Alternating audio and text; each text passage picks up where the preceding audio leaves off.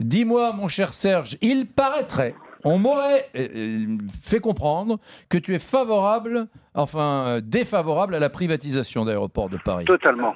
Est-ce que tu as préparé des arguments avec ton petit stylo, ton stabilo? Non, moi j'ai pas préparé par stylo et par un papier parce que ça sert à rien. Ouais. Mais moi ce que je peux te dire c'est que si tu me permets de te tutoyer, bien sûr.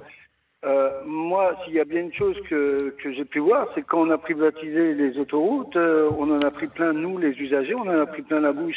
Les aéroports, ça va être la même chose. Qu'est-ce qui va se passer quand on va avoir privatisé les aéroports? Ça veut dire que toutes les boutiques de luxe, tout ça, toutes ces boutiques qui sont là, les tarifs vont flamber. Ça veut dire que tous les propriétaires de magasins, propriétaires, les gens qui louent les surfaces de vente, en fait, vont voir les prix flamber. Pourquoi? Parce que ça va être encore du Vinci qui va prendre ça, ou ça va être encore des Chinois qui vont faire monter les prix à gogo. Serge, permets-moi de te dire que si tu n'as que ça comme argument, je suis pas d'accord. Je vais contrer tout de suite ton argument. Alors, juste là-dessus. Bien évidemment, la question de la concession qui a été faite à Vinci dans la privatisation des autoroutes, ça a été dit. L'État a sans doute été trop généreux et a octroyé à Vinci dans des... Vous êtes d'accord avec ça? L'État était mauvais, d'ailleurs. On a appris de ses erreurs. Mais enfin, je suis d'accord. On a appris de ses erreurs, dit Roland Lescure, député LaREM des Français de l'étranger. Mais, Serge, je suis désolé. Tu me dis c'est encore les usagers qui vont être cocus, pardon, mais les usagers de l'autoroute en France, ils sont pas tellement cocus parce qu'il se trouve qu'on a pratiquement les meilleures autoroutes du monde. Merde. Ouais, bien sûr, mais ce sont aussi les plus chers du monde. Ouais, vrai. Ah ouais. Non mais attends, je suis désolé.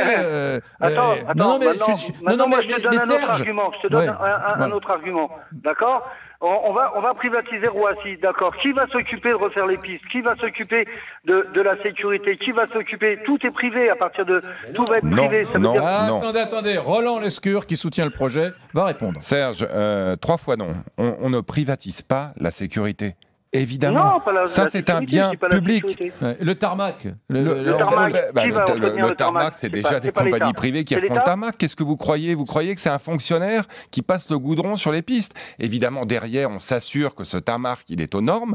Ça, c'est un bien public et ça va continuer. Donc, on ne privatise que les fonctions et les activités commerciales. Et les autoroutes, on a appris des erreurs. Aujourd'hui, c'est Vinci qui a le dernier mot sur le tarif des autoroutes. Pour les aéroports, c'est l'État qui aura le dernier mot. Si on n'est pas d'accord, Eric, c'est moi qui aurai le dernier mot et pas vous. Et donc, évidemment, on n'est pas là.